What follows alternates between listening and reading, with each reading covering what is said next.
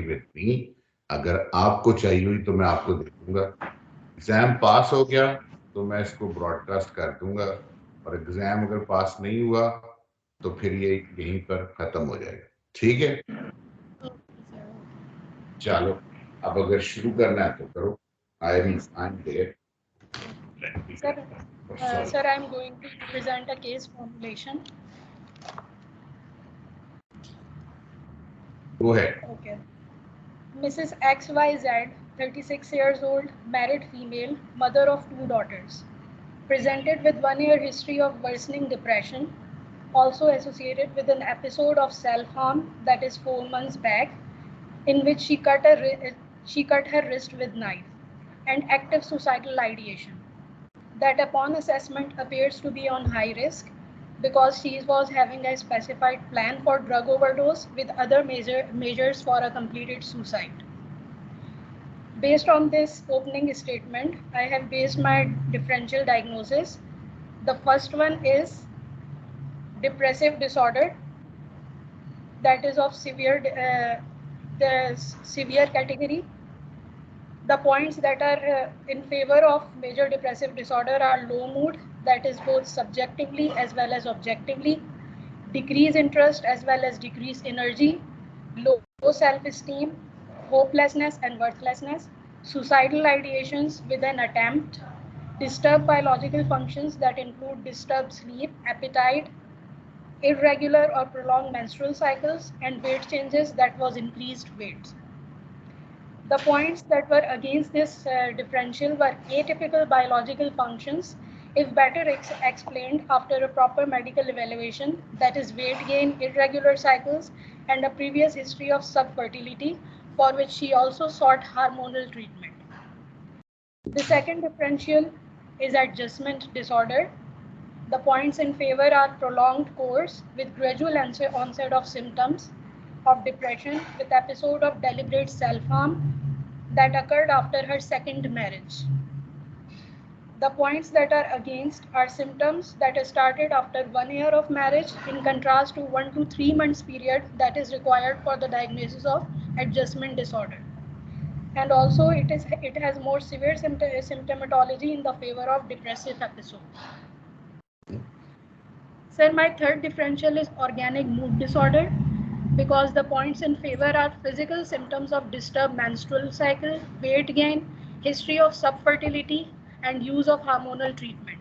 And also on physical examination, there were signs of evident stria on the abdomen and as well as varicose veins on the right lower limb, calf area. Whereas the points in against were no lab work was available at that time, and symptoms and examination were not completely in favor of a medical disorder. Sir, also I have based fourth differential, that is of a personality disorder, specifically cluster B.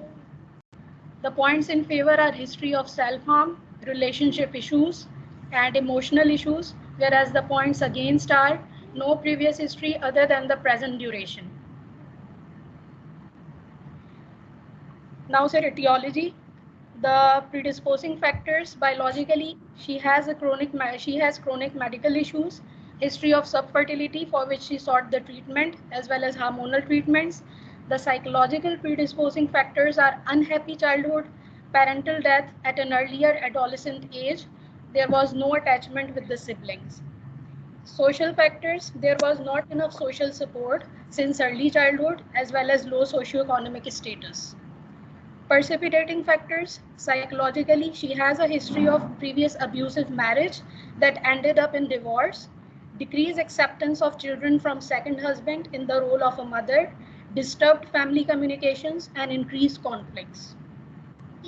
The perpetuating factors are marital conflicts, husband himself experiencing distress due to the disturbed family, continuous comparison with his previous deceased wife. There was no social or recreational support. There was increased responsibility of 2 young daughters on the patient. The first one is 1 year old and the other one is 4 months of age. Now, sir, management. Management, the patient will be advised for inpatient admission since she Just is. a minute. Yes, sir. Final concluding diagnosis considered to be number one in the management plan. Yes, so my final diagnosis is major depressive disorder. So based on this diagnosis, my management would be to admit the patient because she is in the risk of severe suicide.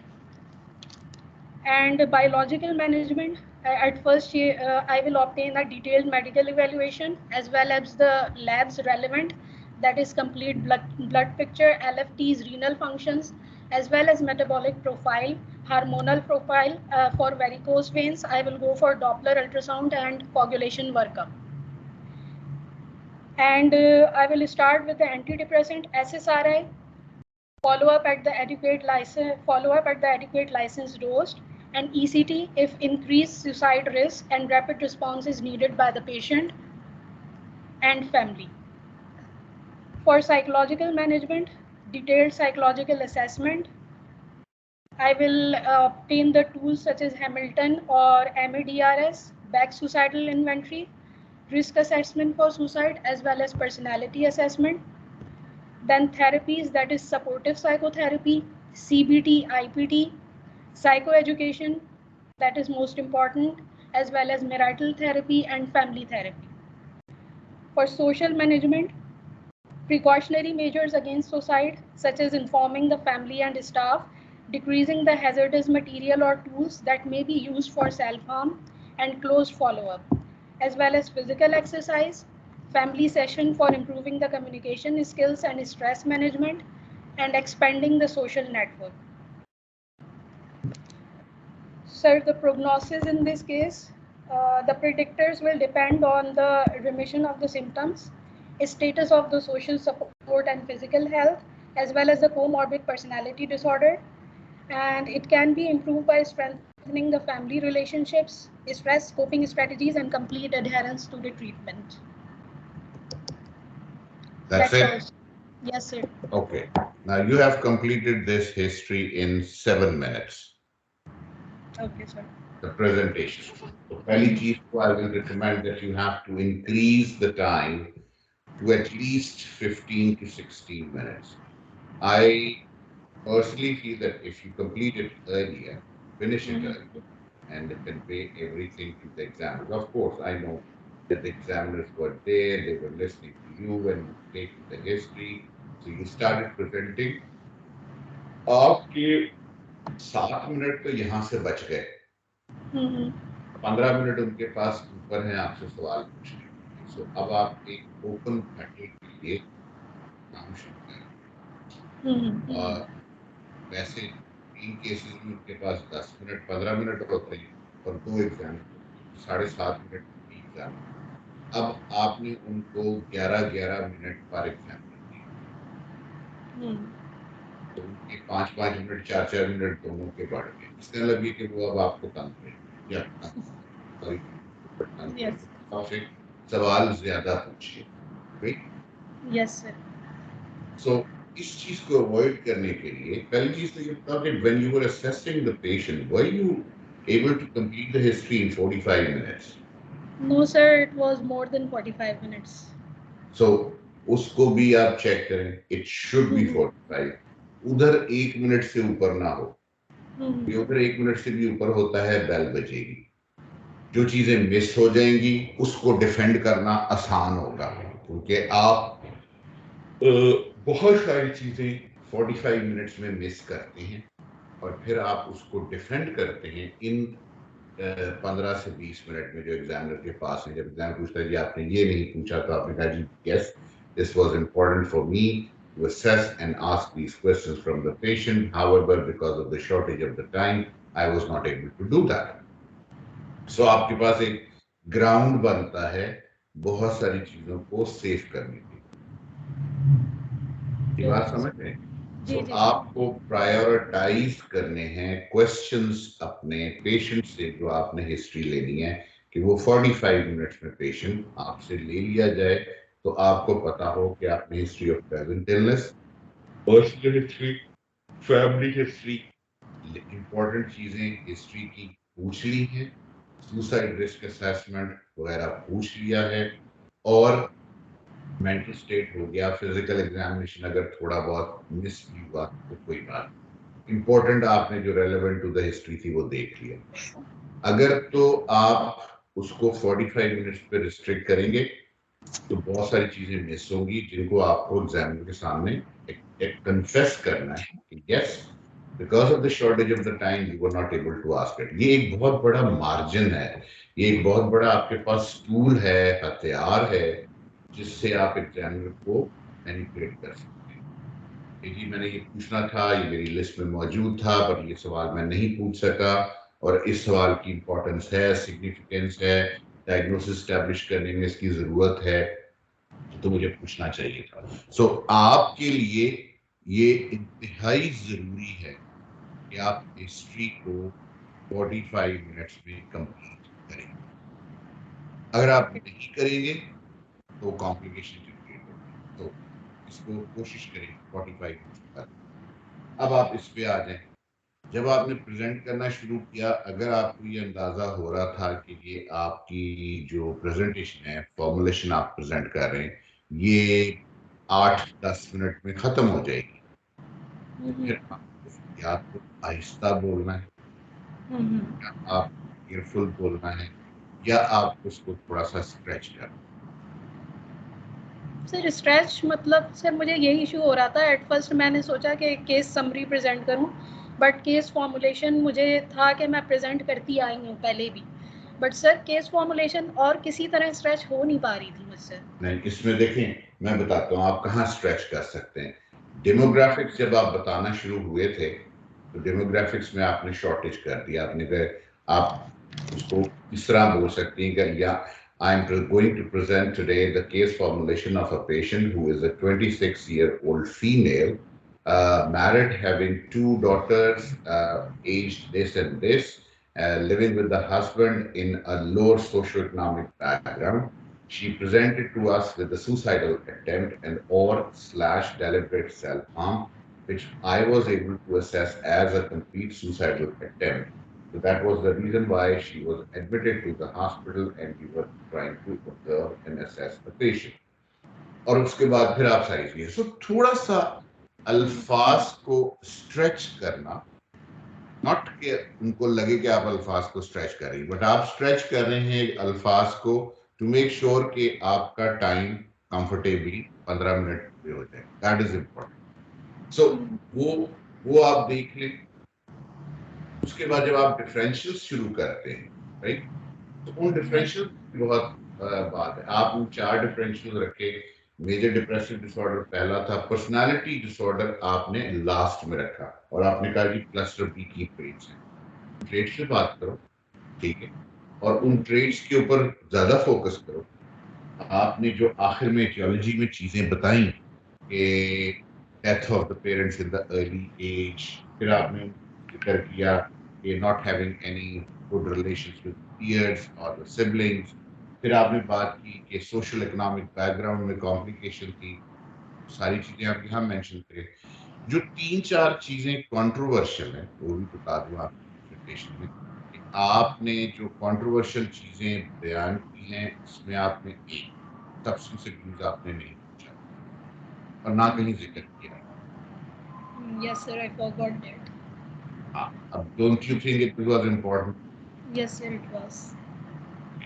अब ये 5 चीजें नहीं, ये मैं हर एक को कहूं, ये 5 चीजें नहीं, medical comorbidities, substance abuse, suicidal risk assessment, किसी भी सूरत में नहीं भूलना, और किसी भी पेशेंट में नहीं भूलना।